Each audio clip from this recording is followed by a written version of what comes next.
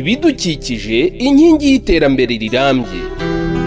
Buri wese afite inshingano yo kubungabunga ibidukikije, yaba amazi, umwuka duhumeka, isanzure, ubutaka, ibishanga, amashyamba, urusobe rw'ibinyabuzima n'ibindi bifitanye isano nabyo. Ibidukikije inkingi y'iterambere rirambye ni ikiganiro cy'ikigo cy'igihugu cyo kubungabunga ibidukikije REMA. Mu mwaka wa 2018 amasezerano mpuzamahanga yita ku bishanga yitiriwe Ramsar yagaragaje ko ibishanga mu isi byangirika inshuro zikubye 3 kuruta uko amashyamba yangirika. Uku kwangirika kwabyo kwagize ingaruka zikomeye mu guhumana no kugabanuka kw'amazi meza akenewe mu buzima bwa buri munsi bwa muntu. Ni mu gihe ibishanga ari byo bigega by'amazi ndetse bikanayungurura amazi meza akenewe mu buzima bwa muntu n'urusobe rw'ibinyabuzima. Ishami ry'umuryango w'abibumbye ryita ku mazi UN Water ryagaragaje ko 2.5% by'amazi yo kwisi ariyo meza, abarirwa ku mpuzandengo yasaga 1% niyakoreshwa. Ni mu gihe 0.3 by'ubuso bw'amazi mu isi yibereye mu migezi n'ibiyaga. Kwangirika kw'ibishanga ibi bigira ingaruka ikomeye kuri ayo mazi, haba ubwiza bwayo, kugabanuka ndetse no guhumana kwayo. Itariki 2 z'ukwezi kwa kabiri mu mwaka w'1971 amahanga yishyize hamwe mu gihugu cya Iran hasinywa amasezerano mpuzamahanga yo kurengera ibishanga yitirirwa Ramsar, maze hemezwa ku itariki nk'iyo buri mwaka isi izajya izirikana akamaro k'ibishanga n'impamvu yo kubirengera. U Rwanda narwo rwashyize umukono kuri aya masezerano mu mwaka wa 2003. Buri mwaka umunsi nk'uyu mu Rwanda ni umwanya mwiza wo kuzirikana intambwe iba yaratewe mu bikorwa byo kwita no kubungabunga ibidukikije, hibandwa cyane ku mikoreshereze inoze y'ibishanga no gusubiranya ibishanga byangiritse. Mwishyirwa mu bikorwa ry'ingamba zo kurengera ibishanga mu Rwanda hashyizweho amategeko nk'itegeko nimero 88/2018 ryo kuwa 13 z'ukwa 8 2018 rigenga ibidukikije, rigaragaza ibikorwa bitemerewe gukorerwa ku butaka buhehereye n'ibyanya birinzwe ari naho ibishanga bibarizwa, ndetse hanashyirwaho iteka rya Minisitiri w'Intebe nimero 006/03 ryo kuwa 30 z'ukwa 2017 ryo rigena urutonde rw'ibishanga, imiterere n'imbibi zabyo, ibikorwa bishobora gukorerwa mu bishanga bidakomye, ibibujijwe, mbese rigena imicungire y'ibishanga mu buryo bwihariye. Hejuru y'ibi, leta yafashe n'ingamba zo gukura ibikorwa byose bitemewe bikorerwa mu bishanga nk'inganda, inzu zituwemo n'abaturage, amagaraje n'ibindi bikorwa biri mu bishanga bibuzwa n'itegeko byimurirwaho byagenewe. Ibi ni nabyo tugiye kugarukaho muri iki kiganiro ibidukikije inkingi y'iterambere rirambye, mutegurirwa n'ikigo cy'igihugu cyo kubungabunga ibidukikije REMA ku bufatanye na Minisiteri y'Ibidukikije mu Rwanda.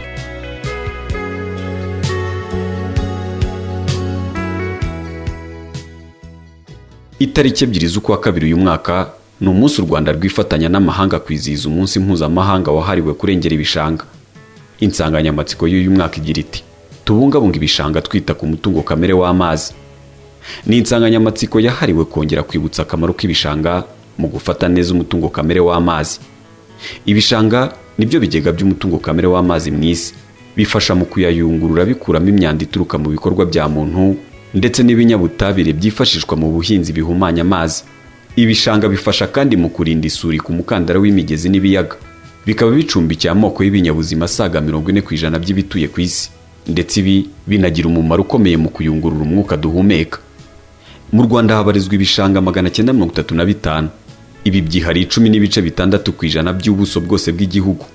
Ikigo cyo kubungabunga ibidukikije REMA kigaragaza ko harimo ibibangamiwe cyane n'ibikorwa bya muntu ndetse ko bigira ingaruka ku mutungo kamere w'amazi. Mu Rwanda ibyo tubonamo harimo ibijyanye n'inyubako zitemewe mu bishanga. Icyo gikorwa cyatangiye kuva kera, uko imijyi yagiye yaguka, uko abantu bagiye biyongera. Yego ntabwo biri mu muco wa Kinyarwanda yuko abantu batura mu gishanga, ariko ibikorwa byo mu gishanga, byaba inyubako, byaba n'ibindi bikorwa bindi bitemewe, abashyira abaharunda itaka, ibyo byose bigira ingaruka zikomeye ku gishanga. Cyane cyane mu mijyi amazi aba atatunganyijwe, ukabona aratemba, umuntu arekuye y'amazi y'abaturuka mu ruganda, y'abaturuka mu ngo, muri za ruhurura, arimo imyanda ishobora kwangiza, ukabona iragenda ijya mu gishanga. Mbere na mbere bigira ingaruka ku ngano y'amazi, kuko cya gishanga ntabwo kiba kigifite bwa bushobozi bwo kubika amazi. Ya mazi tubona aragabanuka. Ikindi cya kabiri, bigira n'ingaruka ku buryo amazi ameze, quality yayo, uko amazi ateka, ubwiza bw'amazi. Bityo ugasanga amazi dukoresha, niba ari ikigo gishinzwe gutunganya amazi, kigomba gukoresha imbaraga nyinshi kugira ngo, cyangwa se umutungo mwinshi kugira ngo hatunganywe y'amazi. Ibi byagize ingaruka ku ngano y'amazi akoreshwa mu gihugu n'ubwiza bwayo.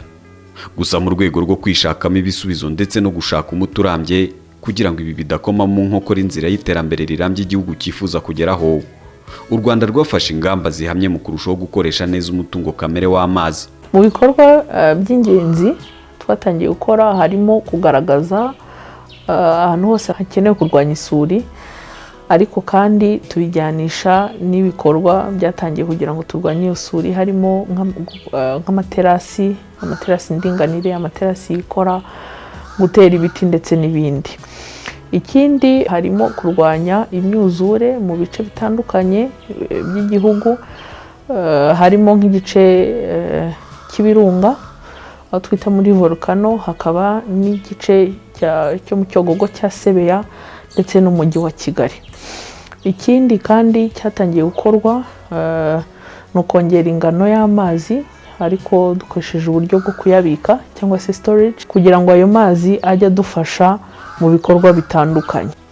Ikindi kandi twatangiye kuvugurura igishushanyo mbonera cy'imikoreshereze y'umutungo kamere w'amazi kugira ngo gihuzwe n'icyerekezo gishya igihugu cyihaye cyo kubungabunga umutungo kamere w'amazi. Bimwe mu bikorwa biza imbere mu kwangiza ibishanga ari nabyo pfundo ryo kwangirika k'umutungo kamere w'amazi, hazamo kubakamo inzu zo guturamo, inganda, inzu z'ubucuruzi, amagaraje n'ibindi.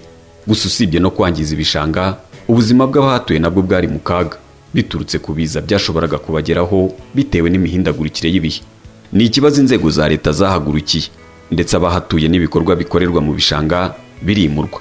Ni ikibazo n'umukuru w'igihugu cy'u Rwanda Paul Kagame yagarutseho atanga umurongo ukwiye w'uburyo cyakemuka. Imvura iguye ari nyinshi, hakaza imyuzure, urumva ko uwo biheraho ari uri mu gishanga, ari uri mu nkombe, birumvikana.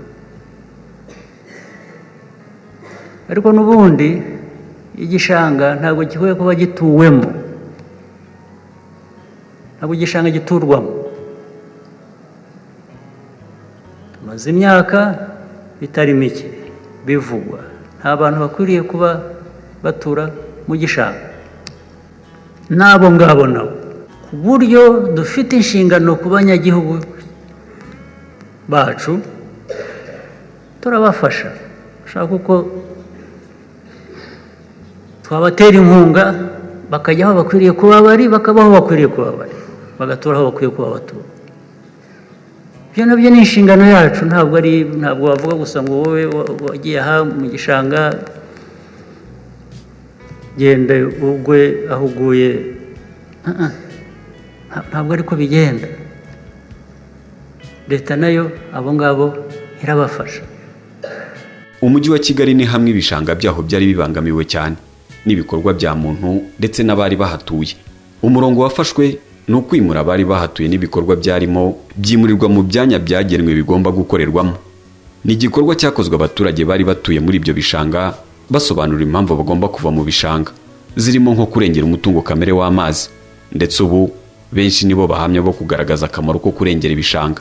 Twegeraga igishanga cyane, haba mu guhinga, haba mu kuhira, tugenda dusatira cyane igishanga.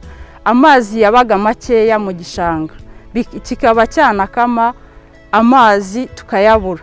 Badushyize hamwe nk'abantu bafite amasambu hepfo aha ngaha yegereye igishanga, batubwira ibyiza byo kubungabunga igishanga, batubwira icyo ibidukikije bitumariye ku bijyanye n'imihindagurikire y'ibihe. Aho tuzamukiye ubu ngubu mu gishanga urareba ukabona amazi arimo ni menshi, kuko nta muntu ukiyegera cyane, tukoresha aya ngaya ari igasozi.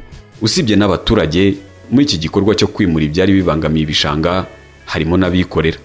Aba nabo bashyizwe mu byanya byagenewe ibikorwa by'iterambere, abariho bajya gukorera. ubu nabo bavuga ko hari impinduka igaragara mu mikorere yabo. Gukorera mu gishanga ufite uruganda ni nkaho mvuga ngo nta cyerekezo ufite. Ntabwo uruganda ari ikintu kibaho ngo ejo kimara imyaka 2, 3, 4. Uruganda ni igikorwa ukora kizamara imyaka n'ibinyejana. Rero ntabwo wavuga ngo mfite uruganda ruri mu gishanga ngo uvuge ngo ufite ubucuruzi burambye. Mu rwego rw'aho twakoreraga ntabwo byari byiza, kuko rimwe na rimwe nk'ibiza, imvura, iki byose byatumaga tutabasha gukora neza twisanzuye. Ikindi hari ahantu udashobora kongera ibikorwa by'ubucuruzi, navuga inyubako n'ibindi bigendanye n'uruganda. Urabona ko nk'hano muri Amerika uruganda rukura, tugira produit nyinshi, dukora ibintu byinshi bitandukanye, byadusaba kuba dufite ahantu hanini dukorera. Iyo yari imbogamizi ituma tutabasha kongera, kubera yuko n'umwanya ntabwo wari uhagije, cyane cyane ko nuko wari hameze bitatumaga wakora inyubako nk'izi ngizi zigendanye n'igihe tugezemo. Ubu bimwe mu bishanga biri kwisubiranya, ibindi biri gusanwa, ndetse ibindi biri gutegurwa ku buryo byakorerwamo ibikorwa by'ubukerarugendo. Ni ingamba zashyizwe mu bikorwa, ndetse ubu Umujyi wa Kigali wanashyizeho gahunda ihamye yo gushyira mu bikorwa itegeko rirengera ibidukikije, cyane ingingo zirengera ibishanga. Twashyize muri ingufu kugira ngo turengere ubuzima bw'abantu bimurwe bave mu bishanga. Imiryango yari ituyemo yari igeze ku bihumbi hafi 3600, ikaba rero yarimuwe igashakirwa ahandi yaba, abandi bakimuka ku bwabo bakajya nabo kwishakira ahandi bashobora gutura. Abatabishoboye bakaba bafashwa n'inzego z'ubuyobozi zibanze zibegereye kugira ngo bashakirwe aho baba batuye. Muri make rero ingamba zari kugira ngo tubanze tuvane ubuzima bw'abaturage mu kaga, ariko nanone dufite n'itegeko ritusaba ko tugomba kurengera ibishanga, ritubuza no kuba twagira ibikorwa dushyira mu gishanga. Buri mwaka isi izirikana umunsi wahariwe kurengera ibishanga, hibutswa cyane ingingo zishingirwaho mu kurengera ibishanga no kugaragaza akamaro ibishanga bifitiye ubuzima bwa muntu, nko gutuma amazi ikiremwa muntu gikoresha yungururwa akavanwamo imyanda ishobora kuyahumanya. U Rwanda narwo rwifatanya n'isi mu kuzirikana uyu munsi, ndetse n'umwanya mwiza wo kugaragaza impamvu uyu munsi ugomba kuzirikanwa, runagaragaza uruhare rwa buri wese mu kurengera ibishanga.